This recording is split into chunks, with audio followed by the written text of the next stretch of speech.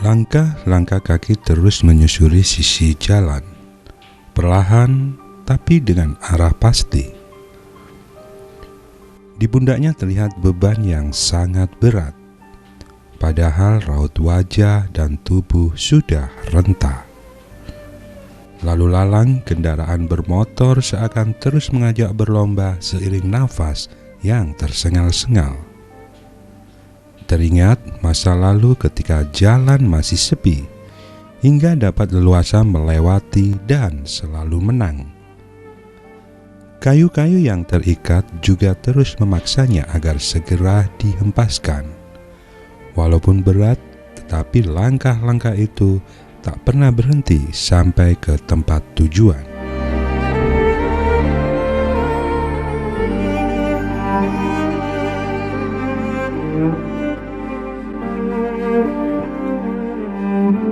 Adalah Pak Yalin.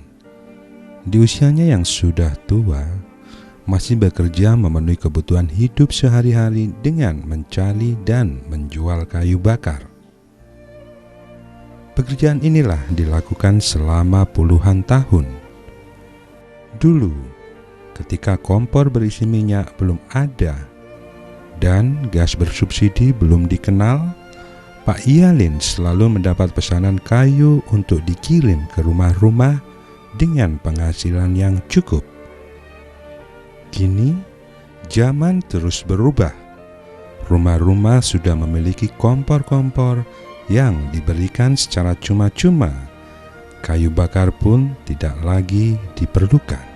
Hanya pada saat-saat tertentu saja, Pak Yalin dapat menerima pesanan dan menjual kayu-kayunya.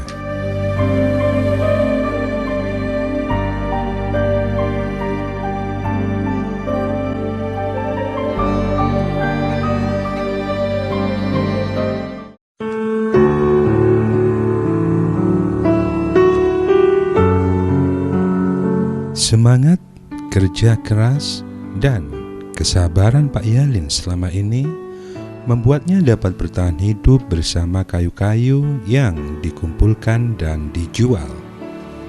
Tetapi sekarang ini bukanlah seperti dahulu.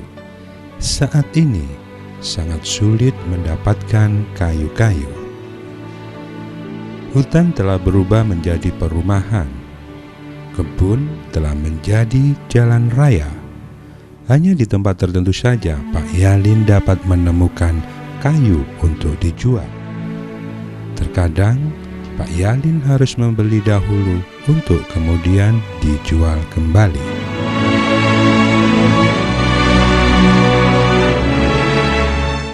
Pak Yalin ya kurang lebih itu 80. Ya mencari kayu itu. Ya nanem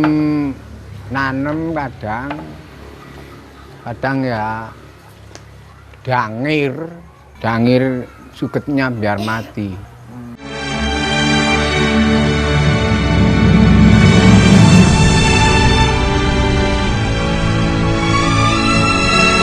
Tidak banyak yang bisa dilakukan Pak Yalin.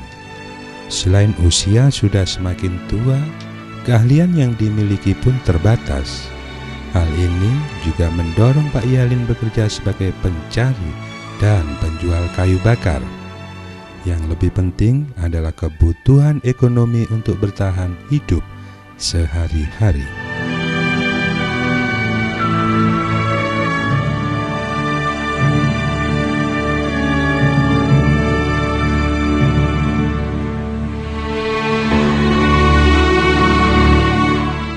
Jual kadang ya sekitar 25 ya pancet iki mang pancet lo ngomong kok. Ya lumayan cukup orang dua.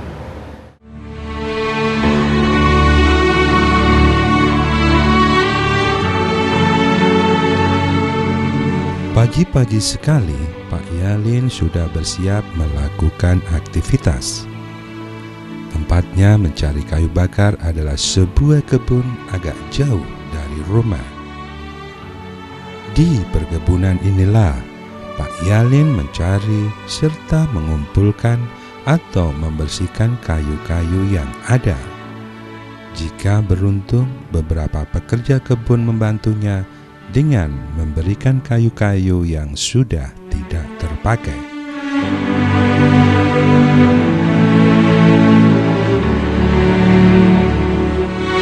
Dari kebun sendiri, dari ya situ tadi, kadang-kadang ke ladang sana. Waduh, ya capek, ya susah kan, nggak punya perkebunan. Punya orang tidak boleh diambil. 2 pikul atau 3 pikul. Tadi itu 3 pikul itu, kadang 2 pikul.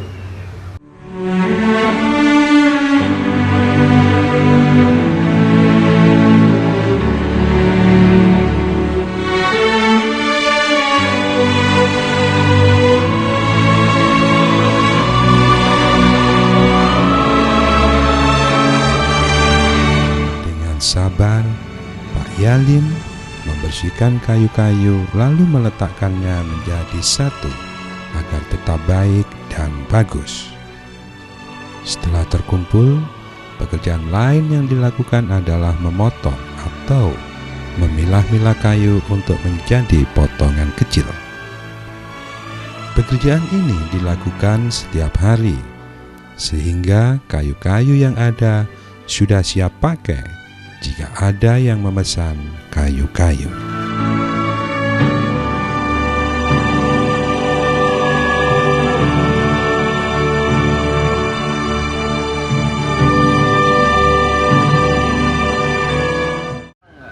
Ya seneng saja golek kayu. Seneng cari kayu. Lah kan kemana lagi kan nggak seneng. Wong gak dermo urip nglakoni urip tok ae lho, mari ngono ya. Tinggal bedak. Ndak punya inginan apa-apa sudah. Sudah tua. Motor ya ndak punya. Mobil ya ndak punya. Sepur apalagi, pesawat tidak punya. Perahu ndak punya. Nah tinggal begini saja, orang tuanya seneng kan.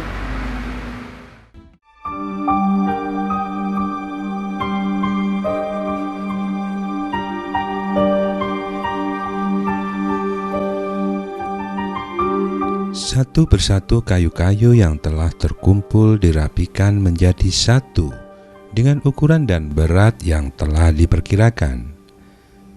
Biasanya Pak Yalin mampu mengangkat 2 pikul kayu. Jika habis, Pak Yalin kembali lagi ke kebun untuk kemudian berangkat kembali berjualan.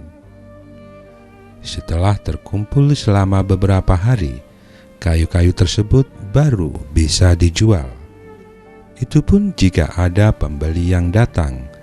Jika tidak, Pak Yalin harus bertahan memenuhi kebutuhan sehari-hari dengan jangka waktu tersebut.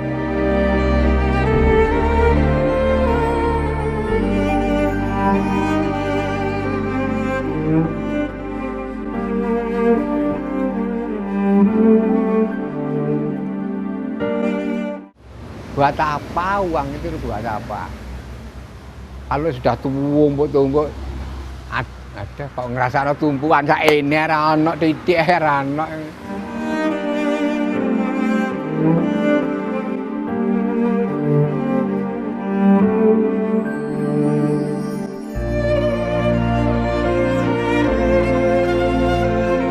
Demi kebutuhan hidup, Pak Yalin mencoba bertahan dengan tenaga tuanya. Panas ataupun hujan tidak menjadi rintangan. Tidak ada hari libur untuk menghentikan pekerjaannya. Tidak juga ada keluhan keluar dari mulutnya. Semua dilakukan dengan sabar. Pak Yalin tidak memperdulikan tubuh tuanya yang semakin hari semakin lemah, yang seharusnya digunakan untuk beristirahat, menikmati masa-masa tua. Karena keadaan memaksanya untuk bertahan, memaksanya untuk bekerja dan terus bekerja, memaksanya untuk terus tersenyum bersama kayu-kayu dari kebun.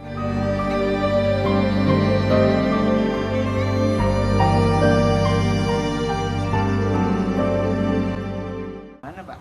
Ya ini yang buruh. Buruh matun, buruh tuandur. Ini kalau saya enggak mau cari kayu, ini yang buruh buat beli beras. Ya dimakan berasnya.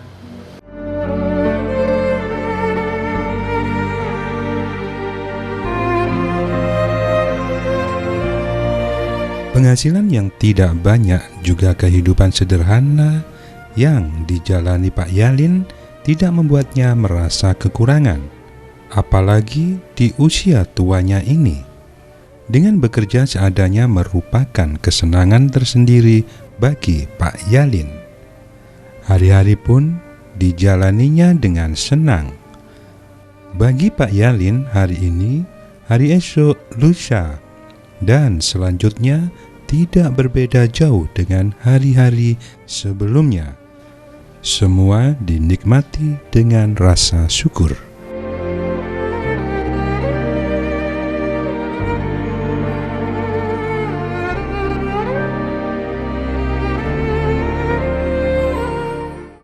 Waduh, sak petuke. Yang aduh wak tempe kacang titik. Hanya iya. Yang arah iwa ndak perlu saya banyak-banyak. Aduh, buat apa? Pernah yang makan yang enak. Enak enggak pernah. Buat tempe kacang, kulupan itu sudah. Itu tok. Cukup Pak ya. Seorang wanita tua tampak bergegas menuju tempatnya bekerja, padahal hari masih pagi. Di sebuah perkebunan mulailah wanita itu membersihkan lahan dan menanam bibit-bibit tanaman. Tanpa ragu, tangan-tangannya menyentuh tanah. Sepertinya wanita ini sangat terbiasa dengan lahan yang dikerjakannya. Terkadang langkah-langkahnya terlihat cepat untuk mengambil air dari tempat yang telah tersedia.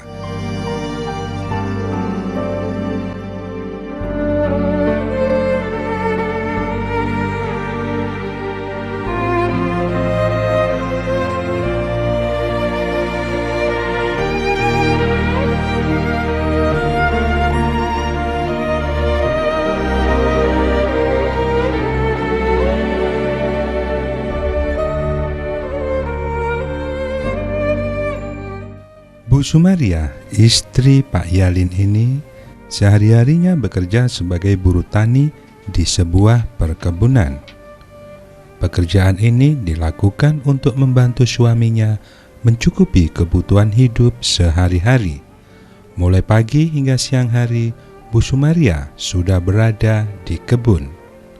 Telah beberapa puluh tahun pekerjaan sebagai buruh tani dilakukan, walaupun hasilnya tidak banyak, setidak-tidaknya dapat membantu sang suami.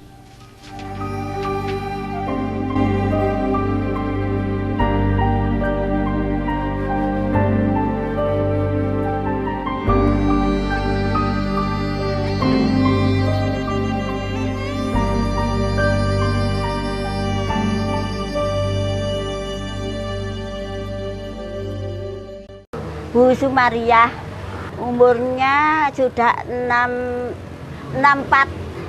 Ya itu Mas, boro-boro gitu. Ya kepunyaan sendiri, nanem-nanem gitu. Ya 12.500 itu loh Mas. 12,5 setengah hari.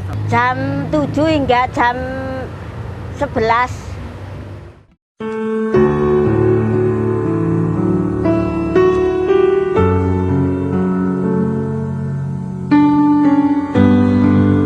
Sebagai seorang buruh tani, Bu Sumaria harus siap dengan apa yang dihadapi.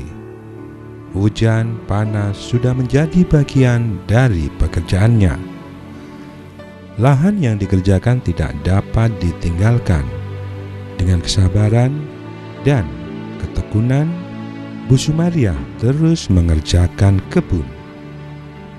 Tetapi tidak setiap hari pekerjaan buruh ini dilakukan. Pada saat tertentu atau pada saat pemilik kebun memintanya, barulah pekerjaan ini dilakukan.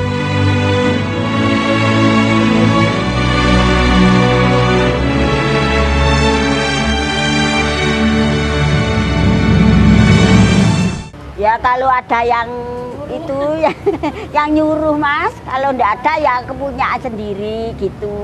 Yang ditanam ya itu berambang, lombok, padi gitu loh Mas. Ya buruh ya enggak punya, ya enggak hasil Mas. Ya yang hasil ya yang punya. Ya gitu.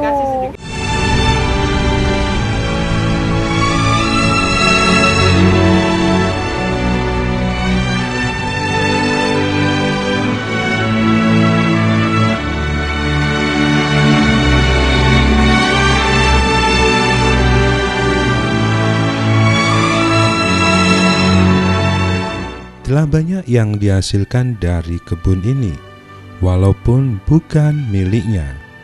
Bu Sumaria selalu mengerjakan dengan seluruh kemampuannya. Walaupun tidak dapat menikmati hasil panen, Bu Sumaria tetap menikmati pekerjaannya sebagai buruh tani. Dari satu kebun ke kebun yang lain, dari satu tanah ke tanah yang lain, dari satu tanaman ke tanaman yang lain.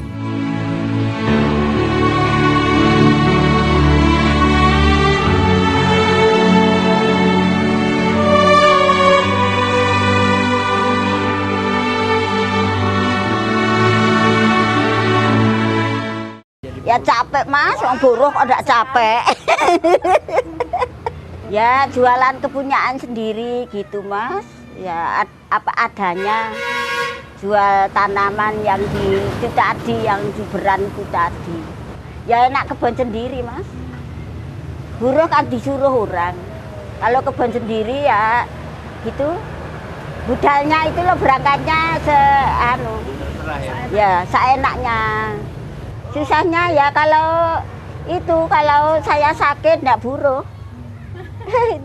itu enggak buruh, sudah enggak punya uang. Ya kalau hujan itu susah. Ya kepanasan, panas kepanasan, hujan kehujanan gitu loh Mas.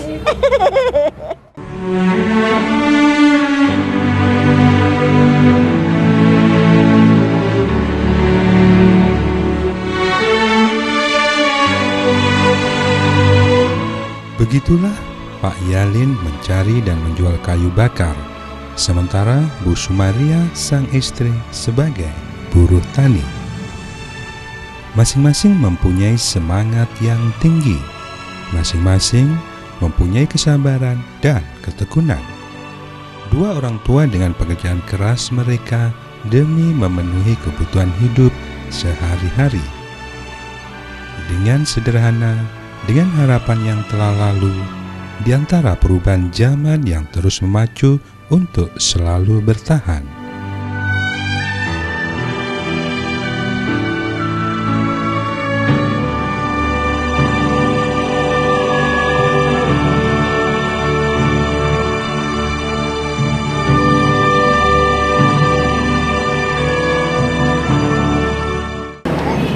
Bapak, Ibu, ini ada sedikit pemberian dari pemirsa Dhamma TV dan ini ada sedikit tambahan, mohon diterima. Semoga bisa membantu Bapak dan Ibu. Terima kasih ya Mbak. Iya, sama-sama. Bagi pemirsa Dhamma TV yang ingin membantu saudara-saudara kita yang giat bekerja namun mendapatkan hasil yang sedikit, bantuan dapat dikirimkan ke alamat yang tertera di bawah ini.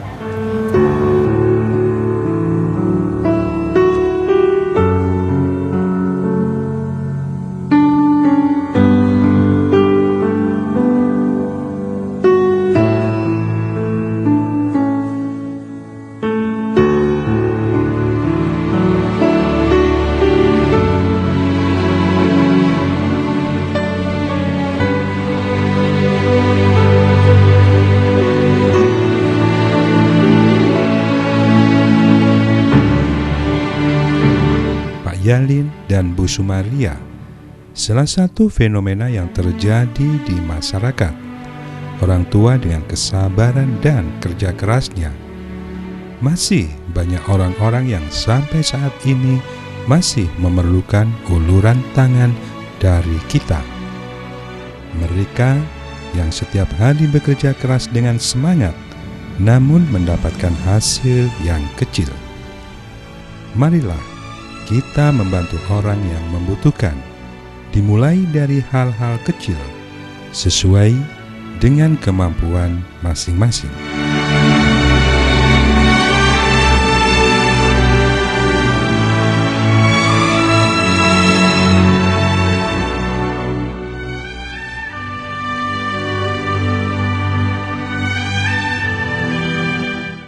Nah, semoga dari tayangan tadi kita dapat mengambil hikmahnya. Jangan lupa untuk saksikan terus Bodhicitta di hari dan yang sama setiap minggunya hanya di Dhamma TV.